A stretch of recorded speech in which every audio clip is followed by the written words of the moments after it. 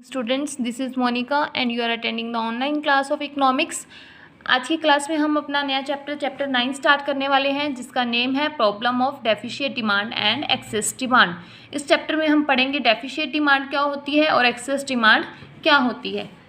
अब ये deficit demand है और जो एक्सेस डिमांड है ये कुछ कंसेप्ट्स पे बेस्ड है, जैसे कि फुल एम्प्लॉयमेंट इक्विलिब्रियम और under employment equilibrium, voluntary and involuntary unemployment, या फिर फुल एम्प्लॉयमेंट और नेचुरल अनएम्प्लॉयमेंट।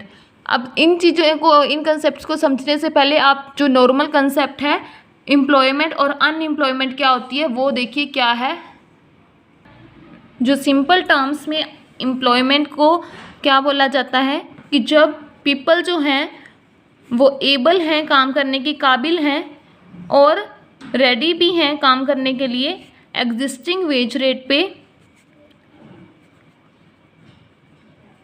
और दे आर गेटिंग वर्क, और उनको काम जो है वो मिल भी रहा है।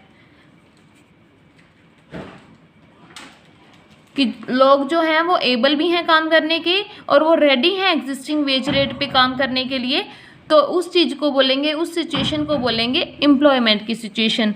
अब अनएम्प्लॉयमेंट क्या होता है?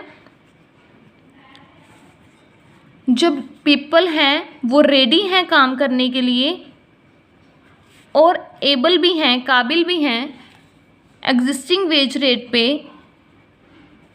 Eight existing wage rate, but they are not getting work, पर उनको जो है काम ही नहीं मिल रहा है। वो काबिल भी हैं काम करने के लिए और एग्जिस्टिंग वेज रेट पे तैयार भी हैं काम करने के लिए, पर क्या है, उनको काम ही नहीं मिल रहा है। तो इस सिचुएशन को बोलेंगे अनएम्प्लॉयमेंट की सिचुएशन, और ये वाली सिचुएशन हो जाएगी एम्प्लॉयमेंट की सिचुएशन। अब इसके आगे क्या है वो हम इसके आगे पढ़ेंगे। फुल एम्प्लॉयमेंट इक्विलिब्रियम क्या होता है? First one, full employment equilibrium क्या होता है और अंडर एम्प्लॉयमेंट इक्विलिब्रियम क्या होता है। सबसे पहले फुल एम्प्लॉयमेंट इक्विलिब्रियम डिस्कस कर लेते हैं। फुल एम्प्लॉयमेंट इक्विलिब्रियम क्या होता है? इक्विलिब्रियम की सिचुएशन हमने पिछले चैप्टर में जो स्टडी की थी कि दो अप्रोचेस के थ्रू हमारी इकोनॉमी इक्विलिब्रियम में है या नहीं है हम मेज़र कर सकते हैं। जैसे कि जब एडी होगा इक्वल एएस के, या फिर सेविंग होगी इक्वल इन्वेस्टमेंट के। इन दो अप्रोचेस के थ्रू हम मेज़र कर सकते हैं कि हमारी इकोनॉमी इक्विलिब्रियम में है या फिर नहीं है। अब क्या है, पर अभी इस पॉइंट को कंसीडर करके चल रहे हैं कि जो इकोनॉमी है वो इक्विलिब्रियम में है एडीएएस अप्रोच के थ्रू या फिर एसआई अप्रोच के थ्रू। पर क्या है, ये ज़रूरी नहीं है कि उस टाइम पे इन दोनों सिचुएशन में क्या है, फुल एम्प्लॉयमेंट हमारी इकोनॉमी में हो। जो रिसोर्सेज हैं, एम्प्लॉयमेंट मतलब पीपल को रिसोर्सेज भी कंसीडर किया जाता है ना। जो रिसोर्सेज हैं वो हमारे क्या हो सकते हैं, रिसोर्सेज हमारे अंडर यूटिलाइज्ड भी हो सकते हैं इस सिचुएशन में जब हमारी इकोनॉमी इवन की इक्विलिब्रियम में होती है। उस केस में भी जो हमारे रिसोर्सेज हैं वो अंडर यूटिलाइज्ड रह सकते हैं। हमारे रिसोर्सेज जो हैं हमारी इकोनॉमी में अनएम्प्लॉयमेंट की सिचुएशन अराइज हो सकती है। ठीक है, अब इन्होंने आगे एग्जाम्पल दिया है कि क्या है, हमारी इकोनॉमी में हम कंसीडर कर रहे हैं कि जो आउटपुट प्रोड्यूस होना चाहिए, आउटपुट प्रोड्यूस होना चाहिए वो कितना होना चाहिए, 10 US डॉलर्स। ठीक है, पर क्या है, रिसोर्सेज जो है हमारे फुली यूटिलाइज्ड नहीं हो रहे हैं और जो हमारी आउटपुट प्रोड्यूस हो रही है वो सिर्फ 8 US डॉलर्स हो रही है। पर 8 US डॉलर की कंजप्शन या फिर प्रोडक्शन होने के बावजूद जो हमारी एडी है वो इक्वल है एएस के। अब ये सिचुएशन देखो, अब इस सिचुएशन में क्या है, इकोनॉमी जो है वो 10 US डॉलर प्रोड्यूस कर सकती है, पर क्या है, हमारी इकोनॉमी सिर्फ 8 US डॉलर प्रोड्यूस कर रही है, फिर भी क्या है, वो इक्विलिब्रियम की सिचुएशन में है। तो इसे फुल एम्प्लॉयमेंट इक्विलिब्रियम की सिचुएशन नहीं बोला जाएगा, क्योंकि यहाँ पे हमारी इकोनॉमी 10 प्रोड्यूस कर सकती थी पर वो कितना कर रही है, सिर्फ 8 US डॉलर्स। ये जो 2 US डॉलर्स कम प्रोड्यूस कर रही है, इस सिचुएशन को बोलेंगे अंडर एम्प्लॉयमेंट की सिचुएशन। क्या बोलेंगे, अंडर एम्प्लॉयमेंट सिचुएशन। या फिर अंडर एम्प्लॉयमेंट इक्विलिब्रियम, मतलब हमारी इकोनॉमी तो इक्विलिब्रियम में है पर क्या है, हमारी फुल एम्प्लॉयमेंट जो है वो फुल नहीं दी जा रही है पीपल को, और अंडर एम्प्लॉयमेंट की सिचुएशन में जब इक्विलिब्रियम में होती है इकोनॉमी तो उसे बोलते हैं अंडर एम्प्लॉयमेंट इक्विलिब्रियम। ठीक है, और फुल एम्प्लॉयमेंट इक्विलिब्रियम क्या होगा, जब $10 ही हम प्रोड्यूस कर रहे हैं इकोनॉमी में, और इस सिचुएशन में जब हमारी एडी इक्वल होगी एएस के तो उसे बोला जाएगा फुल एम्प्लॉयमेंट इक्विलिब्रियम। तो ये फर्स्ट पॉइंट था, फुल एम्प्लॉयमेंट इक्विलिब्रियम क्या होता है और अंडर एम्प्लॉयमेंट इक्विलिब्रियम क्या होता है। सेकेंड पॉइंट जो हमारा है वो है voluntary and involuntary unemployment.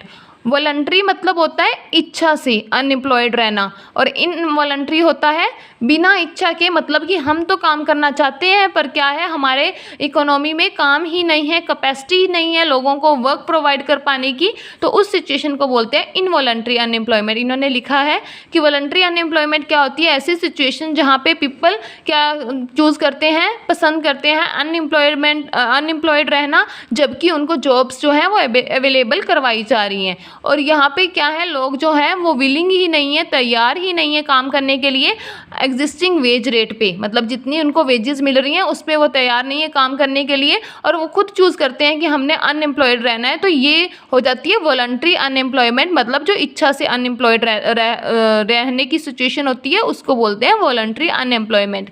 Next है इनवॉलंटरी अनएम्प्लॉयमेंट। ये सिचुएशन वो सिचुएशन होती है जहाँ पे कुछ लोगों को काम नहीं मिल रहा है, जबकि वो क्या है, विलिंग है काम करने के एग्जिस्टिंग वेज रेट पे। इस सिचुएशन में क्या होगा, एडी जो है वो इनफ नहीं है, Fuller utilisation of existing resources, मतलब कि एडी जो है वो हमारी कम हो रही है, जिसकी वजह से हमारे जो रिसोर्सेज हैं, जैसे कि जो हमारे पीपल हैं वो भी रिसोर्स कंसीडर किए जाते हैं। इस वजह से क्या हो रहा है, फुलर यूटिलाइजेशन नहीं हो पा रहा है रिसोर्सेज का। प्लान्ड आउटपुट जो है वो पोटेंशियल आउटपुट से कम है। अब प्लान्ड और पोटेंशियल आउटपुट क्या होता है, प्लान्ड आउटपुट वो आउटपुट होता है जो इकोनॉमी द्वारा प्रोड्यूसर्स के द्वारा प्लान किया गया है कि हम इस अकाउंटिंग ईयर में इतना जो आउटपुट है वो प्रोड्यूस कर लेंगे, वो हो जाएगा प्लान्ड। पर पोटेंशियल क्या है, एक्चुअल में जितना आउटपुट प्रोड्यूस कर पाए हैं प्रोड्यूसर्स उसको बोलते हैं पोटेंशियल आउटपुट। अब ये क्या है, वो कहते हैं कि एडी जो है वो कम होने की वजह से क्या है, हमारे जो एग्जिस्टिंग रिसोर्सेज हैं उनका फुलर यूटिलाइजेशन नहीं हो पा रहा है, जिसकी वजह से हमारी क्या है, इकोनॉमी में एक्सेस कैपेसिटी मतलब लोग जो हैं वो काम करने के लिए अवेलेबल हैं पर उनको काम नहीं मिल रहा है। इसका मतलब कैपेसिटी तो है ना, हमारे पास काम करने योग्य जो हैं वो लोग तो हैं ना। तो वो कहते हैं कि सम पीपल क्या होते हैं, वो मजबूर हो जाते हैं अनएम्प्लॉयड रहने के लिए, मतलब कि बेरोजगार रहने के लिए। तो ये जो प्रॉब्लम ऑफ अनएम्प्लॉयमेंट है ये क्या रेफर करती है, problem of involuntary unemployment. Involuntary unemployment मतलब जो इच्छा से नहीं अनएम्प्लॉयड रह रहे हैं, मतलब उनको रहना पड़ रहा है। तो प्रॉब्लम ऑफ जो अनएम्प्लॉयमेंट है वो रेफर करती है सिर्फ इनवॉलंटरी अनएम्प्लॉयमेंट को, वॉलंटरी अनएम्प्लॉयमेंट को कंसीडर नहीं किया जाता है, क्योंकि जो वॉलंटरी अनएम्प्लॉयड होते हैं वो तो वो पर्सन्स होते हैं वो जो अपनी इच्छा से अनएम्प्लॉयड रह रहे हैं।